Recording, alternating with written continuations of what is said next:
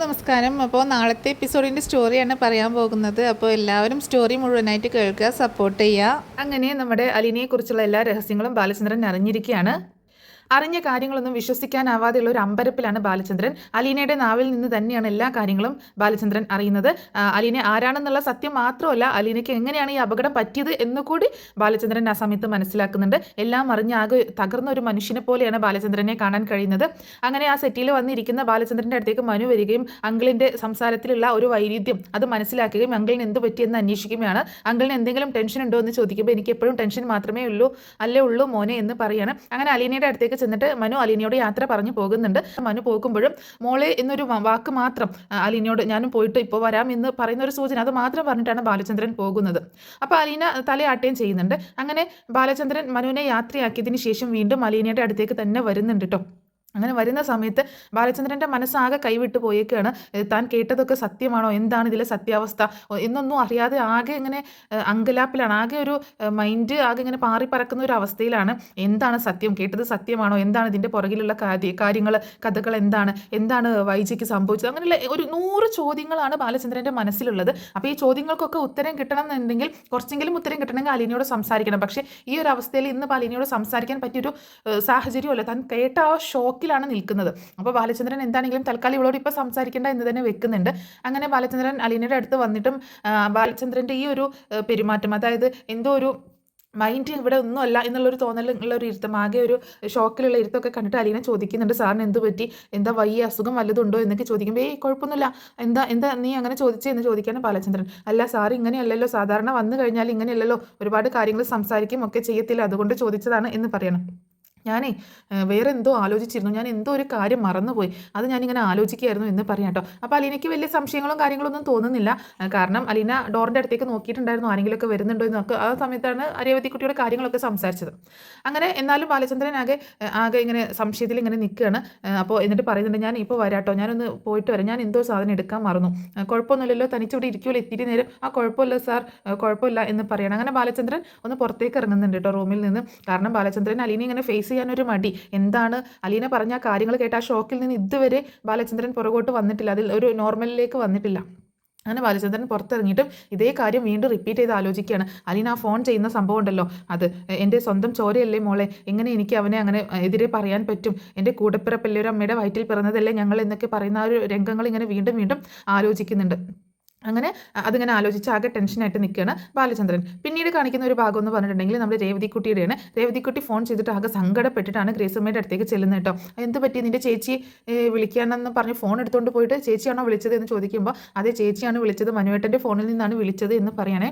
അപ്പോൾ എന്താണ് ചേച്ചി വിളിച്ചിട്ട് പറഞ്ഞത്, ഇപ്പം നിനക്ക് സമാധാനമായോ, ആ ചേച്ചി വിളിച്ചപ്പോൾ ആശ്വാസമൊക്കെ ആയി, പക്ഷേ എനിക്ക് ചേച്ചി കാണണം ആൻറ്റി എന്ന് പറയണം. എന്ത് പറ്റി എന്ന് ചോദിക്കുമ്പോൾ ചേച്ചി ഹോസ്പിറ്റലിലാണെന്ന് പറയാട്ടോ. എന്ത് പറ്റി, അലീനയ്ക്ക് എന്താ പറ്റിയത് എന്ന് ചോദിക്കണേ ഗ്രേസമ്മ. അപ്പോൾ അലീനയ്ക്ക് പറ്റിയ യഥാർത്ഥ കാരണം രേവതിക്കുട്ടി അവിടെ പറയുന്നില്ല. കാരണം പറയുന്നത് ചേച്ചി ഇങ്ങനെ സ്റ്റൂളിൽ കയറി നിന്നിട്ട് എന്തോ ഒരു ജോലി ചെയ്തുകൊണ്ടിരിക്കുന്ന സമയത്ത് സ്റ്റൂള് മറിഞ്ഞു വീണു, വയറ്റിലേക്ക് ഇങ്ങനെ കത്രിക കുത്തി കയറി എന്നാണ് എന്നോട് പറഞ്ഞത്, അങ്ങനെ ഹോസ്പിറ്റലിലാണ് എന്ന് പറയണത്. അയ്യോ ജീസസ്, എന്നിട്ട് എന്തെങ്കിലും സംഭവിച്ചോ, എന്താ പറ്റിയത്, അതാണോ ഇത്രയും ദിവസം അവളെ വിളിച്ചിട്ട് കിട്ടാഞ്ഞത് എന്നൊക്കെ ചോദിക്കണേ ഗ്രേസമ്മ. അതെ ആൻറ്റി, ഇപ്പോൾ ഹോസ്പിറ്റലിലായിട്ട് കുറച്ച് ദിവസമായി, ഇന്നാണ് ഇപ്പോൾ ചേച്ചി എന്നെ വിളിച്ച് പറഞ്ഞത്, ചേച്ചിക്ക് ഇപ്പോഴാണ് വിളിക്കാനുള്ള ഒരു സൗകര്യം കിട്ടിയത്, അതുകൊണ്ടാണ് ചേച്ചി ഇപ്പോൾ വിളിച്ചത് എന്ന് പറയണേ. ഞാൻ അന്നേ പറഞ്ഞില്ലേ എന്തോ കുഴപ്പം സംഭവിച്ചിട്ടുണ്ടെന്ന്, അന്ന് ഈ അങ്കിൾ എന്നെ ഇങ്ങനെ കുറേ കളിയാക്കി വഴക്ക് പറഞ്ഞു എന്നൊക്കെ പറയണം. അപ്പം മാമച്ചാൻ പറയുന്നുണ്ട്, അത് ഞാൻ ഫോൺ വിളിച്ചിട്ട് കിട്ടിയില്ല എന്ന് പറഞ്ഞപ്പോൾ ഞാൻ അപ്പോഴേ പറഞ്ഞതല്ലേ അങ്കിളെ, എന്തോ കുഴപ്പം സംഭവിച്ചിട്ടുണ്ട്, എനിക്ക് ചേച്ചിയെ കാണണം, എന്നെ ചേച്ചിയുടെ അടുത്തേക്ക് ഒന്ന് കൊണ്ടുപോകുമോ എന്ന് ചോദിക്കുന്നുണ്ട് കേട്ടോ രേവതിക്കുട്ടി. അപ്പം ഗ്രേസമ്മ ഇങ്ങനെ നോക്കുന്നുണ്ട് മാമച്ചാൻ. എന്താ വേണ്ടേ, അത്രയും ദൂരം പോകണമല്ലോ, പാല വരെ പോകണ്ടേ, അത് സാരമില്ല, നമുക്കൊന്ന് പോവാം, അവളുടെ ആഗ്രഹമല്ലേ, പിന്നെ അലീന നമ്മൾക്ക് വേറെ അന്യൊന്നുമല്ലല്ലോ, അലീനയെ നമ്മൾക്ക് അത്രയും പ്രിയപ്പെട്ടത് തന്നെയല്ലേ, നമുക്ക് പോകാമെന്ന് ഗ്രേസമ്മയും പറയുന്നുണ്ട്. എന്നാൽ ശരി, ഇന്ന് ഇപ്പോൾ ഇത്രയും സമയമൊക്കെ ആയില്ലേ, ഇന്ന് അവിടെ പോയി തിരിച്ചു വരാൻ ലേറ്റ് ആവും, അതുകൊണ്ട് നമുക്ക് നാളെ പോകാം എന്ന് പറയണം മാമച്ചാൻ. എന്നാൽ ശരി നാളെ പോകാം എന്ന് പറയുന്നത്. അപ്പോൾ രേവതിക്കുട്ടിക്ക് ഭയങ്കര സന്തോഷമായിട്ടോ. അപ്പോൾ അവളുടെ ഒരു സന്തോഷം കണ്ടോ, ചേച്ചിയെ കാണാൻ പോകുന്നു എന്ന് പറഞ്ഞതിൽ എന്ന് പറയണം. ഗ്രേസമ്മ കേട്ടോ. അങ്ങനെ പിന്നീട് കാണിക്കുന്നത് നമ്മുടെ മുത്തശ്ശിയാണ്. മുത്തശ്ശിയാണെങ്കിൽ ഇങ്ങനെ ഏത് സമയം ഓരോ ഭഗവത്ഗീതയും അതുപോലെയുള്ള സാധനങ്ങളൊക്കെ വായിച്ചുകൊണ്ട് ഇങ്ങനെ ഹോളി ബുക്സൊക്കെ വായിച്ച് പാരായണം ചെയ്ത് ഇങ്ങനെ ഇരിക്കുക കേട്ടോ അധിക സമയം. കാരണം മുത്തശ്ശിക്ക് ഉണ്ടായിരുന്ന ആകെ ഒരു കൂട്ടം അലീനയാണ്. എപ്പോൾ അലീന വീട്ടിലുള്ള സമയത്തൊക്കെ തൻ്റെ ജോലിയൊക്കെ തീർത്ത് പെട്ടെന്ന് തന്നെ അലീന മുത്തശ്ശിയുടെ അടുത്ത് വന്നിരിക്കും, എന്നിട്ട് മുത്തശ്ശിയോട് സംസാരിച്ചുകൊണ്ടിരിക്കുകയാണ്. പക്ഷേ ഇപ്പോൾ എന്ന് പറഞ്ഞാൽ ശരിക്കും ഒറ്റപ്പെട്ട ഒരു ലൈഫാണ് മുത്തശ്ശിക്ക്. കാരണം വൈജയന്തി ജോലിക്ക് പോകുന്നില്ല, ബാങ്കിൽ ലീവ് എടുത്തേക്കാണ്. പക്ഷേ വൈജയന്തി ഭക്ഷണം കൊടുക്കാനും മാത്രമായിട്ട് മുത്തശ്ശിയുടെ അടുത്തേക്ക് വരുന്നത്, മരുന്ന് കൊടുക്കാനും. അത് കഴിഞ്ഞാൽ വൈജയന്തി പോകും, പിന്നെ ഇങ്ങോട്ടേക്ക് വരത്തൊന്നുമില്ല. അങ്ങനെ മുത്തശ്ശിക്ക് സംസാരിച്ചിരിക്കാനൊന്നും ആരും കൂട്ടിനില്ല കേട്ടോ. മുത്തശ്ശിക്ക് അതിൽ ഭയങ്കര പരാതിയും പരിഭവമൊക്കെ ഉണ്ടെങ്കിലും പക്ഷേ വൈജ ഒന്നും വരുന്നോ സംസാരിക്കാനിരിക്കുക അങ്ങനെ ഒന്നും ചെയ്യുന്നില്ല. അങ്ങനെയാണ് വൈജ ആ സമയത്ത് മുത്തശ്ശിയുടെ അടുത്തേക്ക് കയറി വരുന്നുണ്ട് കേട്ടോ, മരുന്നും ഭക്ഷണമൊക്കെ കൊടുക്കാനായിട്ട്. അങ്ങനെ ഭക്ഷണം കൊണ്ടാണ് വരുന്നത്. അപ്പോൾ മുത്തശ്ശിയാണെങ്കിൽ അലീനെ വിളിച്ച ഒരു സന്തോഷത്തിലിരിക്കുകയാണ്. ആ സമയത്ത് വൈജ വന്നിട്ട് ചോദിക്കുന്നുണ്ട്, അമ്മ ഇവിടെ ആരോട് സംസാരിക്കുന്നത് കേട്ടല്ലോ, അമ്മ ആരെങ്കിലും ഫോൺ ചെയ്തു എന്ന് ചോദിക്കുമ്പോൾ ആ വിളിച്ചു, എന്നെ അലീനെ വിളിച്ചു എന്ന് പറയണം. അലീനെ വിളിച്ചു എന്നോ? അലീനെ എങ്ങനെ വിളിച്ചു? അവളുടെ കയ്യിൽ ഫോണുണ്ടോ? ഇല്ലല്ലോ, അവിടെ ഒരു കുഞ്ഞു ഫോണല്ലേ ഇവിടെ ഉണ്ടായിരുന്നത്, ആ ഫോൺ ഇപ്പോൾ കാണാനും ഇല്ലല്ലോ എന്നൊക്കെ പറയണേ. വൈജ പറയുന്നുണ്ട്, അവൾ വിളിച്ചത് മനുവിൻ്റെ ഫോണിൽ നിന്നാണ്. മനുവിൻ്റെ ഫോണിൽ നിന്നോ? അപ്പോൾ ഇത്രയും രാവിലെ മനു അവിടെ എത്തിയോ എന്ന് ചോദിക്കുകയാണ് വൈജ.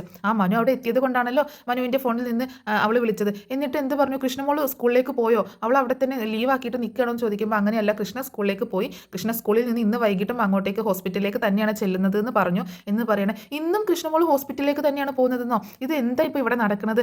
എന്താ എൻ്റെ വാക്കിനൊന്നും ഒരു വിലയില്ലേ എന്നൊക്കെ ചോദിച്ചുകൊണ്ട് മുത്തശ്ശിയോട് ഇങ്ങനെ ചീത്ത പറഞ്ഞുകൊണ്ടിരിക്കട്ടോ, ദേഷ്യപ്പെട്ടുകൊണ്ടിരിക്കുകയാണ് വൈജയന്തി. അതിനെന്താ നീ പോയി നിൽക്കുന്നുണ്ടോ? ഇല്ലല്ലോ. ഞാൻ പോയി നിൽക്കാനോ? ഞാൻ പോയി നിൽക്കാൻ അവൾ എൻ്റെ ആരാ? എൻ്റെ മകളൊന്നും അല്ലല്ലോ. പിന്നെ ഞാൻ എന്തിനാ അവൾക്ക് വേണ്ടിയിട്ട് കാവലിരിക്കാനായിട്ട് അവിടെ പോയി നിൽക്കുന്നത്? എന്നാൽ പിന്നെ നീ കൂടുതൽ സംസാരിക്കേണ്ട. അവൾ ഈ വീട്ടിൽ നിൽക്കുമ്പോൾ അവൾക്ക് ഇവിടെ നിന്ന് പറ്റിയ ഒരു അപകടത്തിൽ ഈ വീട്ടിലുള്ളവരാണ് അവളെ പരിചരിക്കേണ്ടത്. അത് കൃഷ്ണമോൾക്ക് അറിയാം. നിന്റെ സ്വഭാവം ഒന്നും അല്ല എന്താണെങ്കിലും കൃഷ്ണമോൾക്ക്. അതുകൊണ്ട് അവൾ പോയി നിൽക്കുന്നതിനെ നീ എതിർക്കാനൊന്നും നിൽക്കണ്ട. അവൾ പോയി നിന്നോട്ടെ. അവൾക്ക് അവിടെ നിന്ന് സ്കൂളിലേക്ക് പോകാൻ എളുപ്പമില്ല, അവിടെ നിന്ന് ഇത്തിരി ദൂരമല്ലേ ഉള്ളൂ സ്കൂളിലേക്ക് എന്നൊക്കെ പറയാണ് മുത്തശ്ശി. എന്നാലും എല്ലാവരും കൂടെ അവളെടുത്ത് തലയിൽ കയറ്റി വെച്ചേക്കാണ്. ഇതൊക്കെ എവിടെ ചെന്ന് എത്തുന്നറിയില്ല. ഇപ്പം തന്നെ എന്തോരം കാശാണ് ബില്ല് വന്നേക്കുന്നത്, അമ്മയ്ക്ക് അറിയാവോ അത് വല്ലതും എന്ന് ചോദിക്കുകയാണ് വൈജയന്തി. അപ്പോൾ മുത്തശ്ശി ചോദിക്കുന്നുണ്ട്, എന്തോരം കാശായി, എത്ര ബില്ലായി? ഇപ്പം തന്നെ 1.5 ലക്ഷം രൂപയായി എന്നാണ് ബാലചന്ദ്രൻ പറഞ്ഞത്. 1.5 ലക്ഷം രൂപയോ? 1.5 ലക്ഷം രൂപയോ? ഇനിയിപ്പോൾ ഡിസ്ചാർജും കൂടി ആകുമ്പം ഏകദേശം 1.5-1.25 ലക്ഷമൊക്കെ ആകും എന്ന് പറയാണ് വൈജയന്തി കേട്ടോ. അപ്പോൾ കമല നമ്മുടെ മുത്തശ്ശി പറയുന്നുണ്ട്, സാരമില്ല, ഇവിടെ നിന്ന് അവൾക്ക് പറ്റിയൊരു പരിക്കല്ലേ എന്ന് പറയുമ്പോൾ സാരമില്ല എന്ന് അമ്മയ്ക്ക് അങ്ങനെ പറയാം. ബാലചന്ദ്രൻ്റെ കാശ് എത്രയാണ് പോകുന്നത് അമ്മയ്ക്ക് വല്ല നിശ്ചയമുണ്ടോ? അത് ഈ വീട്ടിൽ ചിലവാക്കേണ്ട കാശല്ലേ, ഇവിടുത്തെ മക്കൾക്ക് വേണ്ടി ചിലവാക്കേണ്ട കാശല്ലേ, ഒരു വേലിക്കാരിക്ക് വേണ്ടിയിട്ട്. ഇനിയിപ്പോൾ അവളെ പറഞ്ഞു വിട്ടാലും അവളെ ഇവിടെ നിർത്തിക്കഴിഞ്ഞാലും എത്ര നാൾ കൊണ്ടാണ് അതൊക്കെ ഒന്ന് സെറ്റാക്കി എടുക്കാൻ പറ്റുക എന്ന് ചോദിക്കുമ്പോൾ നിനക്ക് ഇപ്പോഴും പൈസേൻ്റെ കണക്ക് മാത്രമല്ലേ പറയാനുള്ളൂ വൈജി. ഒരു മനുഷ്യ ജീവൻ രക്ഷിക്കല്ലേ നമ്മൾ ചെയ്തത്, അതിനെപ്പറ്റി നീ വല്ലതും ചിന്തിക്കുന്നുണ്ടോ? അവളുടെ ജീവൻ രക്ഷിച്ചതിന് ഇപ്പോൾ എന്തുകൊണ്ടപ്പോൾ ഇത്ര ചിന്തിക്കാനിരിക്കുന്നത്? അവളിപ്പോൾ ഇത്ര വലിയ സംഭവമൊന്നുമല്ലല്ലോ, അവളുടെ ജീവൻ സാധാരണ ഒരു ജീവൻ, അത്രയല്ലേ ഉള്ളൂ. അതിനിപ്പോൾ എന്തുകൊണ്ടാണ് ഇപ്പോൾ ഇത്ര വലിയ കാര്യം പറയാനിരിക്കുന്നു എന്ന് പറയാണ് വൈജയന്തി. അപ്പോൾ മുത്തശ്ശിയാണെങ്കിൽ ദേഷ്യപ്പെട്ട് അവളോട് സംസാരിക്കുന്നുണ്ട്. നിന്നെ ഒന്നും പറഞ്ഞിട്ട് ഒരു കാര്യമല്ല, നിൻ്റെ മനസ്സൊന്നും നന്നാവാൻ പോകുന്നില്ല എന്ന് മുത്തശ്ശി പറയുന്നുണ്ട് കേട്ടോ. പിന്നീട് കാണിക്കുന്നത് രാത്രിയിൽ ബാലചന്ദ്രൻ വീട്ടിലേക്ക് എത്തുന്നതാണ്. കൃഷ്ണമോൾ അപ്പോൾ സ്കൂളൊക്കെ വിട്ടിട്ട് അവിടെ അലീനയുടെ അടുത്തേക്ക് തന്നെ വന്നിട്ടുണ്ടായിരുന്നു. അപ്പോൾ കൃഷ്ണമോൾ വന്ന സമയത്ത് ബാലചന്ദ്രൻ കൃഷ്ണമോളോടും അലീനയോടും യാത്ര പറഞ്ഞിട്ട് പോകുന്നുണ്ട്. രാത്രിയിൽ എന്തായാലും ബാലചന്ദ്രൻ അവിടെ കൂട്ടു നിൽക്കാൻ പറ്റത്തില്ലല്ലോ, ലേഡീസ് ആയതുകൊണ്ട് പറ്റും. പക്ഷേ വൈജ സമ്മതിക്കത്തില്ല. മനുവാണ് ഇത്രയും ദിവസം കൂട്ടിയിരുന്നത് ബൈസ്റ്റാൻഡറായിട്ട്. പക്ഷേ വൈജ ഒരിക്കലും അതിന് സമ്മതിക്കത്തില്ല. എന്തെങ്കിലുമൊക്കെ കുഴപ്പമുണ്ടാക്കും എന്നുള്ളത് ബാലചന്ദ്രൻ അറിയാവുന്നത് കൊണ്ടാണ് ബാലചന്ദ്രൻ ആ റിസ്ക് ഏറ്റെടുക്കാത്തത്. എന്താണെങ്കിലും ബാലചന്ദ്രൻ കൃഷ്ണമോൾ വന്നതിന് ശേഷം അവിടെ നിന്ന് വീട്ടിലേക്ക് പോരുന്നുണ്ട്. അങ്ങനെ വീട്ടിലേക്ക് എത്തുന്ന സമയത്ത് വൈജ വീണ്ടും ബാലചന്ദ്രനോട് ഇങ്ങനെ ദേഷ്യപ്പെട്ടുകൊണ്ട് ഓരോന്ന് സംസാരിക്കാൻ വരുമ്പോഴും ബാലചന്ദ്രനാണെങ്കിൽ കേട്ട ഒരു ഷോക്കിലാട്ടോ ഇപ്പോഴും. അതായത് അലീനയുടെ നാവിൽ നിന്ന് കേട്ട ഒരു വാർത്തയുണ്ടല്ലോ, അതിൻ്റെ ഒരു ഷോക്കിലാണ്. അപ്പോൾ അതിൻ്റെ സത്യാവസ്ഥ എങ്ങനെയെങ്കിലും കണ്ടുപിടിക്കണം. തൽക്കാലം ഇന്ന് അലീനയോട് ഒന്നും സംസാരിച്ചിട്ടില്ല, പക്ഷേ അതിൻ്റെ കാര്യങ്ങളൊക്കെ എന്താണെങ്കിലും മനസ്സിലാക്കണം എന്നുള്ള ഒരു ഉറച്ച തീരുമാനത്തിലാണ് ബാലചന്ദ്രൻ. അങ്ങനെ ബാലചന്ദ്രൻ വീട്ടിലേക്ക് ചെല്ലുമ്പോൾ വീണ്ടും ചോദിക്കുന്നുണ്ട്, ബാലചന്ദ്രൻ ഇന്ന് ഇത്രയും നേരം ഹോസ്പിറ്റലിലായിരുന്നു എന്ന് ചോദിക്കുമ്പോൾ ഇന്ന് അവൾക്ക് പകൽ കൂട്ടിന് ആരെങ്കിലും വേണ്ടേ? മനു രാവിലെ തന്നെ പോയി, പിന്നെ ഹോസ്പിറ്റലിൽ ആരെങ്കിലും വേണ്ടേ? അപ്പോൾ ഇന്ന് ഞാൻ കടയിൽ എൻ്റെ വർക്കിലൊന്നും പോയിട്ടില്ല, ഞാൻ ഷോപ്പിലേക്കൊന്നും പോയിട്ടില്ല, ഞാൻ ഹോസ്പിറ്റലിൽ തന്നെയായിരുന്നു. കൃഷ്ണമോൾ വന്ന് പിന്നെ ഞാൻ കടയിലേക്ക് പോയി എന്ന് പറയാട്ടോ. അപ്പോൾ വൈജിക്ക് അത് കേട്ടിട്ട് ദേഷ്യം വരികയാണ്. വൈജി പറയുന്നുണ്ട്, ബാലേന്ദ്രനും മനുവിനും ഏതായാലും നാണോ മാനോ ഇല്ല, എൻ്റെ മോളെ എന്തിനാണ് അവിടെ കൊണ്ടുപോയിട്ടേക്കണം ഇങ്ങനെ നാണം കെടുത്താനായിട്ട്, ഒരു വേലക്കാരിക്ക് കൂട്ടിരിക്കാനേ എന്ന് പറയുമ്പോൾ ബാലചന്ദ്രനും ഇങ്ങോട്ട് ദേഷ്യം വരിക കേട്ടോ. ഇത്രയും നാൾ വൈജി ഇങ്ങനെ പറയുമ്പോൾ ബാലചന്ദ്രന് അതൊക്കെ കടിച്ചമർത്തി നിന്നിരുന്നത് ഒരു സെർവൻ്റ് ആണ്, അലീന ഒരു ബന്ധമില്ലാത്ത ഒരാളാണ് എന്നുള്ള നിലയിലാണ്. പക്ഷേ ഇന്നിപ്പോൾ ബാലചന്ദ്രൻ എല്ലാ കാര്യങ്ങളും മനസ്സിലാക്കിയേക്കാണ്, അലീന വൈജയന്തിയുടെ മകളാണ് എന്നുള്ള കാര്യം മനസ്സിലാക്കിയേക്കാണ്. അപ്പോൾ അത് പറയുമ്പോൾ ബാലചന്ദ്രന് ദേഷ്യം വരുന്നുണ്ട്. ബാലചന്ദ്രൻ പറഞ്ഞു, വൈജി വെറുതെ എൻ്റെ മുന്നിൽ നിന്നുകൊണ്ട് എന്നെ വെറുതെ ദേഷ്യം പിടിപ്പിക്കാൻ നിൽക്കണ്ട, എൻ്റെ മൂഡ് ഒട്ടും ശരിയില്ല, നീ നിൻ്റെ പണി നോക്കിയപ്പോൾ അതാണ് നിനക്ക് നല്ലത്, അല്ലെങ്കിൽ എൻ്റെ വായിലിരിക്കുന്നത് നീ കേൾക്കും എന്നൊക്കെ പറഞ്ഞ് ദേഷ്യപ്പെട്ടുകൊണ്ട് ബാലചന്ദ്രൻ പോവാണ്. വൈജിയോട് നല്ല ദേഷ്യത്തിലാട്ടോ. ഒരു കാര്യം അവളോട് ചോദിക്കുകയോ പറയുകയൊന്നും ചെയ്യുന്നില്ല, മറ്റുള്ള കാര്യങ്ങളെ പറ്റി ഒന്നും ചോദിക്കുകയോ പറയുകയോ ഒന്നും ചെയ്യുന്നില്ല കേട്ടോ. അങ്ങനെ ബാലചന്ദ്രൻ ദേഷ്യപ്പെട്ടുകൊണ്ട് പോകുന്നുണ്ട്. പക്ഷേ രാത്രിയിൽ ബാലചന്ദ്രന് ഉറക്കം കിട്ടുന്നേയില്ല കേട്ടോ. ബാലചന്ദ്രൻ ഈ കാര്യങ്ങൾ തന്നെ ആലോചിച്ച് മനസ്സിലിട്ട് ഇങ്ങനെ അലീന പറഞ്ഞ ഈ കാര്യങ്ങൾ തന്നെ ബാലചന്ദ്രൻ്റെ മനസ്സിലിങ്ങനെ നടന്നുകൊണ്ടിരിക്കുകയാണ്, അങ്ങനെ വന്നുകൊണ്ടിരിക്കുക കേട്ടോ. അങ്ങനെ പിന്നീട് കാണിക്കുന്നത് പിറ്റേ ദിവസം രാവിലെ ബാലചന്ദ്രൻ റെഡി ആയിട്ട് പോകാൻ നിൽക്കുക കേട്ടോ. അങ്ങനെ പുറത്തേക്ക്, അതായത് ഹോസ്പിറ്റലിലേക്ക് പോകാൻ നിൽക്കുകയാണ്. ഒരു പക്ഷേ ഇന്ന് ഡിസ്ചാർജ് ആയേക്കും എന്ന് ഉള്ളൊരു സൂചന, ചിലപ്പോൾ നാളെയോ മറ്റന്നാളോ എന്ന് പറഞ്ഞിട്ടുണ്ടായിരുന്നല്ലോ. അങ്ങനെ ബാലചന്ദ്രൻ രാവിലെ എഴുന്നേറ്റ് പോകാൻ നിൽക്കുമ്പോൾ വൈജ വീണ്ടും വന്ന് ഓരോ കൊനിഷ്ഠ പറയുന്നുണ്ട് കേട്ടോ. ഇങ്ങനെ അവളെ നേരത്തെ ഇത്രയും രാവിലെ തന്നെ ഹോസ്പിറ്റലിലേക്ക് കെട്ടിയെന്നുള്ളതിൻ്റെ കാര്യം എന്താ എന്നൊക്കെ ചോദിക്കുന്നുണ്ട്. പിന്നെ ഹോസ്പിറ്റലിൽ കൃഷ്ണമോൾ പോയി കഴിഞ്ഞാൽ പിന്നെ അവിടെ ഹോസ്പിറ്റലിൽ അലീന തനിച്ചല്ലേ, അലീനയ്ക്ക് എന്തെങ്കിലും ഒരു സഹായത്തിന് ഒരു ഗ്ലാസ് ചായ വാങ്ങിച്ചു കൊടുക്കാൻ പോലും അവിടെ ആരുമില്ല എന്നൊക്കെ പറയുമ്പോൾ ബാലചന്ദ്രൻ്റെ നാണാവണില്ല. ഇത്രയൊക്കെ ആയിട്ടും എത്ര ദിവസമായി ആ ഒരു വേലക്കാരി പെണ്ണിൻ്റെ കൂടെ ഇങ്ങനെ നടക്കാൻ തുടങ്ങിയിട്ട് ഒട്ടും നാണോ മാനോ ഇല്ലേ എന്നൊക്കെ ചോദിച്ച് വീണ്ടും ഭയങ്കരമായിട്ട് മോശമായിട്ട് സംസാരിച്ചുകൊണ്ടിരിക്കുകയാണേ. ആ സമയത്ത് ബാലചന്ദ്രൻ പറയുന്നുണ്ട്, ഞാൻ എന്തിനും മോശം കാണിക്കണം, ഞാൻ ഒരു തെറ്റും ചെയ്തിട്ടില്ല, ഞാൻ നല്ല രീതിയിൽ തന്നെയാണ് ജീവിച്ചു വന്നത്, ഞാൻ നല്ല രീതിയിൽ തന്നെയാണ് മുന്നോട്ട് പോയിക്കൊണ്ടിരിക്കുന്നത് എന്നൊക്കെ പറയട്ടെ. ഞാൻ ഒരു വഴിവിട്ട ബന്ധത്തിനോ ഞാൻ പോകുന്നില്ല. ഞാൻ എൻ്റെ മകളെ പോലെ കാണുന്നു ഈ വീട്ടിൽ നിൽക്കുന്ന ഒരു ജോലിക്കാരി. ആ ജോലിക്കാരിയെ ഞാൻ ഈ വീട്ടിൽ വെച്ച് സംഭവിച്ച ഒരു ദുരന്തം, അതിന് നമ്മൾ തന്നെയാണ് ഉത്തരവാദി. അപ്പം നമ്മളാണ് അവളെ സംരക്ഷിക്കേണ്ട ബാധ്യത. അതുകൊണ്ടാണ് ഞാൻ നിൽക്കുന്നത് എന്നൊക്കെ പറയുമ്പോൾ ഇതൊക്കെ കാണുമ്പോഴേ എനിക്ക് തോന്നുന്നത് നാട്ടുകാരും എല്ലാവരും പറഞ്ഞു തുടങ്ങും ബാലചന്ദ്രന് ആദ്യ ഭാര്യയിലുണ്ടായ മകളാണ് അവളെന്ന്. അങ്ങനെയാണ് ബാലചന്ദ്രൻ്റെ പെരുമാറ്റം എന്നൊക്കെ മോശമായിട്ട് ഇങ്ങനെ പറയട്ടോ. അത് കേട്ടപ്പോഴും അതും കൂടി കേട്ടപ്പോൾ ബാലചന്ദ്രന് ദേഷ്യം ഇങ്ങനെ ഇരട്ടിച്ച് വരണം. അതെ, എന്താണെങ്കിലും അങ്ങനെയല്ല എന്നുള്ളത് എനിക്ക് നല്ല വിശ്വാസമുണ്ട്, എന്നിൽ എനിക്ക് നല്ല വിശ്വാസമുണ്ട്. എനിക്ക് അങ്ങനെ ഒരു ബന്ധം ഉണ്ടായിട്ടില്ല, എനിക്ക് അങ്ങനെ ഒരു കുഞ്ഞും പിറന്നിട്ടില്ല. വിവാഹത്തിന് മുൻപ് വേറൊരു ഭാര്യയുടെ ഞാൻ ഒരാളെ കല്യാണം കഴിച്ചിട്ടില്ല, വേറൊരു പെണ്ണിൻ്റെ പുറകെ ഞാൻ പോയിട്ടുമില്ല, എനിക്ക് അങ്ങനെ ഒരു കുഞ്ഞും പിറന്നിട്ടില്ല. അതുകൊണ്ട് എൻ്റെതല്ലാന്ന് എനിക്ക് നല്ല വിശ്വാസമുണ്ട്. പക്ഷേ അങ്ങനെയല്ല, കൈതക്കൽ മാളിക വീട്ടിലെ 3 ആൺപിള്ളേരും ഒരു പെൺകുട്ടിയും ഉണ്ട് കൈതക്കൽ മാളിക വീട്ടിൽ, കുഞ്ഞിരാമൻ മേനോനും.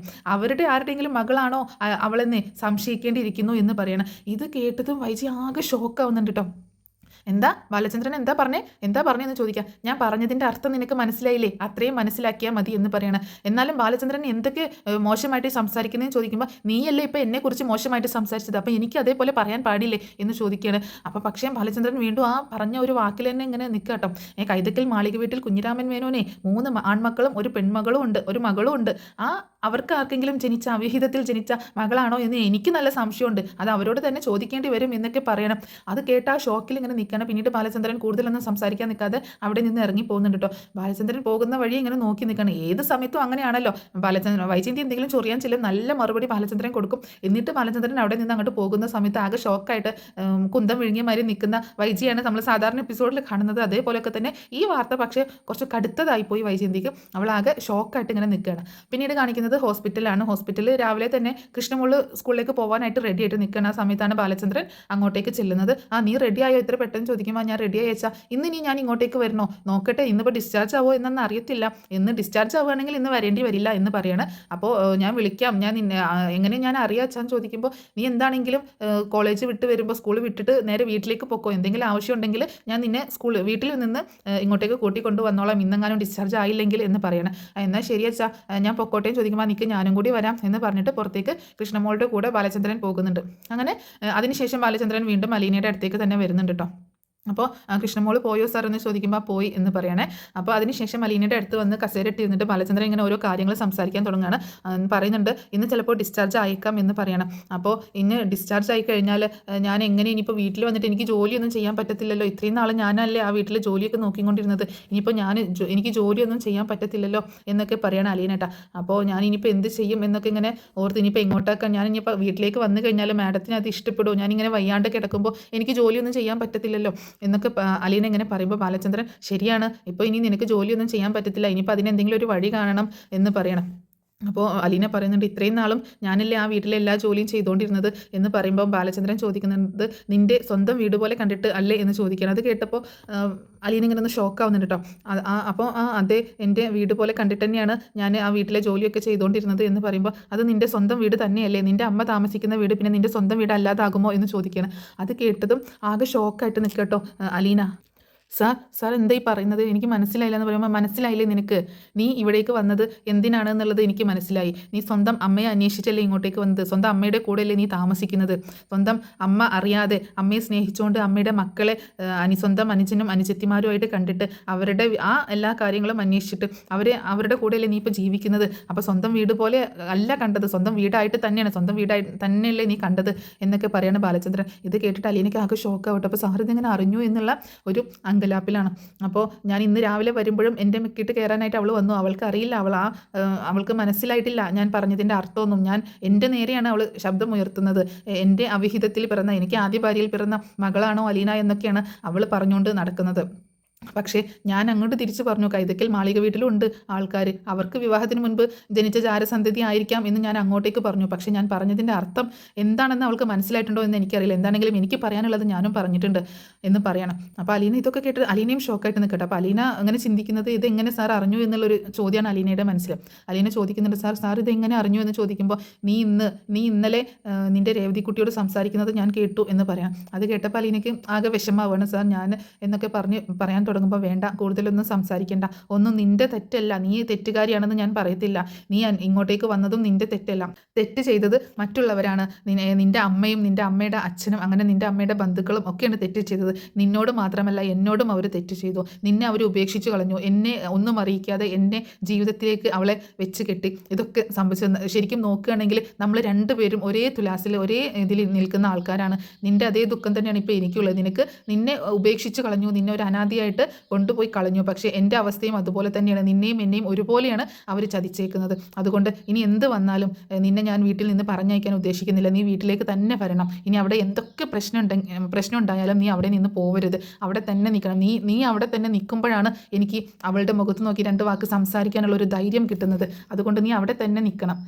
മറ്റെവിടേക്കും നിന്നെ ഞാൻ തൽക്കാലം പറഞ്ഞയക്കാൻ ഉദ്ദേശിക്കുന്നില്ല, നീ വീട്ടിലേക്ക് തന്നെ വരണമെന്ന് ബാലചന്ദ്രൻ പറയണം. ഇതൊക്കെ കേട്ടിട്ടും ആകെ ടെൻഷനായിട്ടാണ് അലീന നിൽക്കുന്നത്. ഇപ്പോൾ കൂടുതൽ കാര്യങ്ങളൊന്നും ഞാൻ നിന്നോട് ചോദിക്കുന്നില്ല, എന്താണ് എങ്ങനെയാണ് ഒന്നും ഞാൻ ചോദിക്കുന്നില്ല. അതൊക്കെ ഡീറ്റെയിൽ ആയിട്ട് നമുക്ക് വീട്ടിൽ ചെന്നിട്ട് സംസാരിക്കാം, സൗകര്യം പോലെ സംസാരിക്കാം എന്നൊക്കെ പറയുന്നുണ്ട്.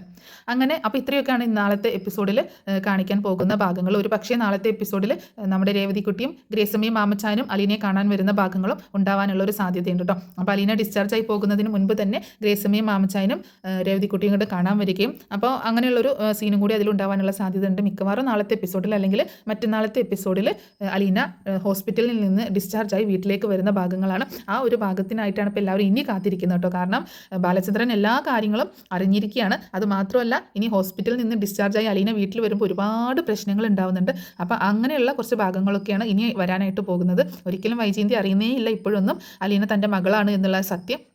അതറിയാതെ തന്നെ വൈജയന്തിയോട് പകരം വീട്ടുക എന്ന് പറയുന്നത് പോലെയാണ് ബാലചന്ദ്രൻ പെരുമാറുന്നത്. കാരണം തന്നെ ചതിച്ചു, ആ മകളെ ചതിച്ചു. അപ്പോൾ ഇതിനൊക്കെ ഉള്ള ഒരു പണിഷ്മെന്റ് എന്നുള്ള രീതിയിലാണ് മുന്നോട്ട് പോകുന്നത്. സ്റ്റോറി പറഞ്ഞതിൽ ഒരു പക്ഷേ എന്തെങ്കിലുമൊക്കെ മാറ്റങ്ങൾ സംഭവിച്ചേക്കാം. പ്രൊമോ കണ്ടിട്ട് അതിൻ്റെ കുറച്ച് ഭാഗങ്ങൾ മാത്രം കണ്ടിട്ട് കുറച്ച് ഇമാജിനേഷനും കൂടി ചേർത്തിട്ട് പറയുന്ന സ്റ്റോറിയാണ്. അപ്പോൾ ഒരു വിധമൊക്കെ ഇതിൽ പറയുന്നത് പോലെ തന്നെ സംഭവിക്കാനുള്ള സാധ്യതയുണ്ട്.